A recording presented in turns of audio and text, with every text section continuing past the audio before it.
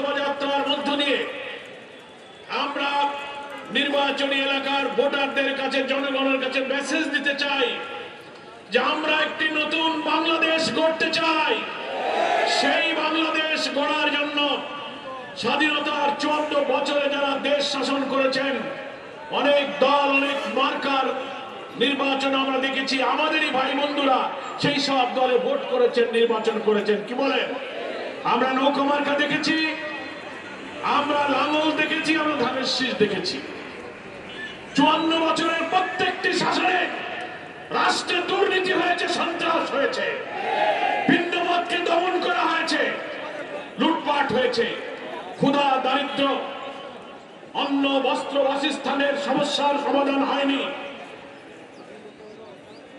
অন্নহীনের, বস্ত্রহীনের কান্না আজও থামেনি। আমরা বিশ্বাস করি মানব রচিত কোন মতবাদ দিয়ে রাষ্ট্র চালালে মানুষের জীবনে কোনোদিন শান্তি আসতে পারে না। আল্লাহ তাআলা কোরআন মাজিদে বলেছেন, আউযু বিল্লাহি মিনাশ শাইতানির রাজীম, বিসমিল্লাহির রহমানির রহিম, ওয়ালাউ আন্না আহলাল কুরা আমানু ওয়াত্তাকাউ লাফাতাহনা আলাইহিম বারাকাতিন মিনাস সামাই ওয়াল আরদ। কোন জনপদের মানুষ যদি আল্লাহকে বিশ্বাস করে প্রত্যেকটি কাজে তাকে ভয় করে জবাবদিহিতার জন্য রাষ্ট্র পরিচালনা করতে পারে, আল্লাহ ওয়াদা করছেন লাফাতাহনা আলাইহিম, আমি তাদের জন্য খুলে দেব বারাকাতিন মিনাস সামাই ওয়াল আরদ, আকাশ এবং পৃথিবীর সমস্ত বরকতের দরজা তাদের জন্য খুলে দেব। আমরা বাংলাদেশের মানুষ আগামী বাংলাদেশে সেই বরকতের বাংলাদেশ গড়তে চাই। কি বলে? এই জন্য যারা আগে দেশ শাসন করেছেন তারা যদি আবার ক্ষমতায় এসে রাষ্ট্রের দায়িত্ব নেন, তাহলে কি সেটা নতুন বাংলাদেশ হবে? হবে না। যে লাউ সেই কদু, নাকি বলেন? পরিবর্তন মানে হচ্ছে আমরা সব কিছুকে বদলে দিতে চাই। রাজশাহী বিশ্ববিদ্যালয়, ঢাকা বিশ্ববিদ্যালয়, চট্টগ্রাম বিশ্ববিদ্যালয়, জাহাঙ্গীরনগর বিশ্ববিদ্যালয়, নতুন বাংলাদেশে 4টি পাবলিক ইউনিভার্সিটির ছাত্র সংসদ নির্বাচন হয়েছে। এই নির্বাচনে এই বিশ্ববিদ্যালয়ের ছেলেরা হচ্ছে বাংলাদেশের সবচেয়ে মেধাবী তরুণ। কি বলেন? তারা ভোট দিয়ে অতীতে 3 দল 54 বছরে যারা রাষ্ট্র চালিয়েছে সেই সব দলকে প্রত্যাখ্যান করেছে। তারা বলেছে আমরা বাংলাদেশকে বদলে দিতে চাই। আমরা ওই ছাত্রদের পিতা, দাদা, চাচা, ভাই, নাকি বলেন? ফলে ওরা যদি বদলে দিতে পারে, আমরাও বাংলাদেশকে বদলে দিতে চাই। সেই বদলানোর মানে হলো আমরা নতুন শাসন চাই। আমি আমার রাজনৈতিক বন্ধু আওয়ামী লীগ, জাতীয় পার্টি, বিএনপির কাছে আহ্বান জানাবো। আপনারা অনেকে বক্তৃতায় বলেন ব্যক্তির চেয়ে দল বড়, দলের চেয়ে দেশ বড়। আসেন দলের স্বার্থের ঊর্ধ্বে উঠে একটা বার আমরা যারা বলি সৃষ্টিকর্তার আইন হলো সবচেয়ে ইনসাফপূর্ণ আইন। এখানে মানুষের কোনো কর্তৃত্ব থাকে না। আল্লাহর আইনটা কায়েমের সুযোগ একবার দিন বাংলাদেশে। এই কারণে গ্রামে গঞ্জে, শহরে নগরে দাঁড়িপাল্লার জোয়ার উঠেছে। দাঁড়িপাল্লার জোয়ার প্রত্যেকটি গ্রামে গ্রামে মানুষের মুখে হচ্ছে দাঁড়িপাল্লা, দাঁড়িপাল্লা। রিক্সাওয়ালা, দোকানদার, হকার, শ্রমিক, দিনমজুরকে যদি প্রশ্ন করা হয় এবার তোমরা কোথায় ভোট দেবে, ওরা জবাব দিচ্ছে আমরা আগে সব ভোট দেখেছি, আমাদের ভাগ্যের বদল হয়নি, আমরা এবার দাঁড়িপাল্লায় ভোট দেবো। সেই নজর হয়ে গেছে, নাকি বলেন? অস্থির হয়ে গেছে। এখন টাকার খেলা, টাকার খেলা চলতেছে। অবৈধ টাকা, দুর্নীতির বস্তা ভরা টাকা নিয়ে গরিব মানুষকে বিভ্রান্ত করে, লোভ দিয়ে, ভয় দিয়ে, জোর করে তাদেরকে সত্যের পথ থেকে সরাবার চেষ্টা করছে। আমরা বলতে চাই এই কালো টাকায় মানুষ বিবেক বিক্রি করবে না। টাকায় হাট বাজারে গরু, ছাগল, হাঁস, মুরগি কেনা যায়, মানুষের বিবেককে কেনা যায় না, চরিত্রকে কখনো কেনা যায় না।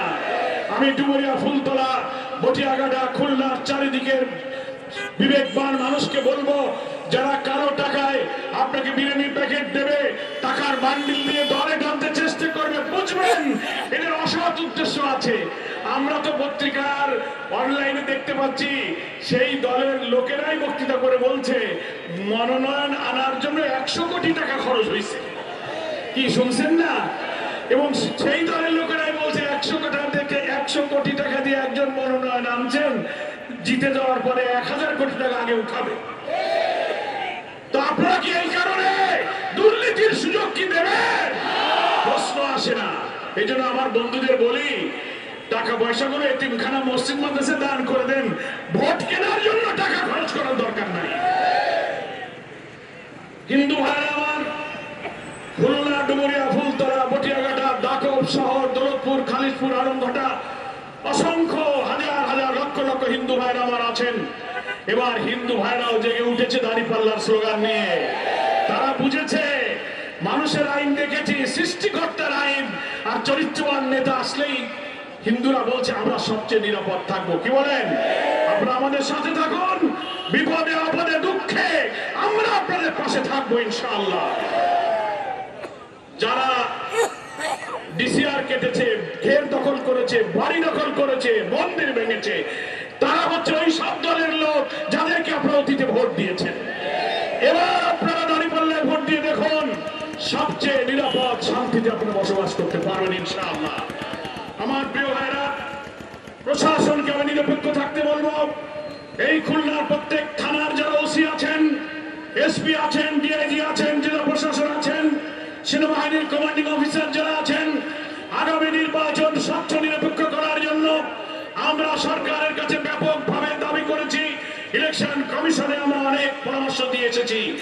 এবারের নির্বাচন যদি 14, 18, 24-এর মতো নির্বাচন হয়, জাতির ভাগ্যে দুর্ভোগ নেমে আসবে।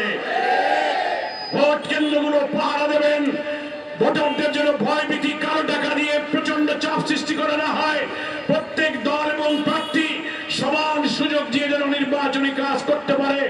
ডুমুরিয়া, ফুলতলা, খুলনা, বটিয়াঘাটা, দাকব প্রত্যেকটি জায়গার ওসিরা নিরপেক্ষ দায়িত্ব পালন করবেন।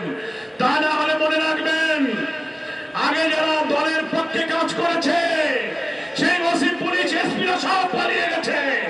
তারা এখন ট্রাইব্যুনালে হাজির। প্রধান বিচারপতি পালিয়ে গেছে, বাইতুল মুকাররমের খতিব পালিয়ে গেছে, ডিআইজি পালিয়ে গেছে, পুলিশ কমিশনার পালিয়ে গেছে, ওসিরা চাকরি ছেড়ে বর্ডার দিয়ে ইন্ডিয়ায় চলে গেছে। আপনাদের বিরুদ্ধে যদি সেই অভিযোগ আসে, আপনারা কিন্তু এবার বারবার পথ পাবেন না। নিরপেক্ষভাবে সব দলকে সমান অধিকার দিয়ে নির্বাচনের দায়িত্ব পালন করতে হবে। পরিশেষে বলতে চাই, এখানে যারা আপনারা দূর পর্যন্ত চত্বর পেরিয়ে হাজার হাজার লোক দাঁড়িয়ে আছেন, আমার সাথে কথা দিতে হবে যে আজকের এই মোটরসাইকেল গাড়ি ঘোড়ার বহরে আমরা যারা যাব, এই বহরের শৃঙ্খলা আমরা রক্ষা করতে রাজি আছি তো? আমরা রক্ষা করব শৃঙ্খলা কিভাবে? যে গতিতে সামনে নেতৃবৃন্দ চালাবেন ওই গতিতেই আমরা আস্তে আস্তে গাড়ি চালাবো। ঠিক আছে? কোন পথ দিয়ে গাড়ি যাবে এবং কোথায় গিয়ে শেষ হবে নেতৃবৃন্দ সেটা একটা পরিকল্পনা করেছেন, রুট ম্যাপ ঠিক করা আছে। এটা নিয়ে কোনো অস্থিরতার দরকার নাই। যেদিকেই সামনের গাড়ি যাবে আমরা পেছনে সেই সাথেই যাব। ঠিক আছে? কেউ ওভারটেক করে স্পিড বাড়িয়ে সামনে যাওয়ার চেষ্টা করব না। মনে থাকবে তো? আমাকে হাত তুলে বলেন যে হ্যাঁ মনে থাকবে। গাড়ি উঠলে আর এক্সেলেটার চাপ দিলে আর মনে থাকে না, ব্রেকে আর পাওয়া যায় না, সব কন্ট্রোল করতে হবে। ঠিক আছে? 2 হলো শৃঙ্খলার সাথে যাবেন, স্লোগান দেবেন,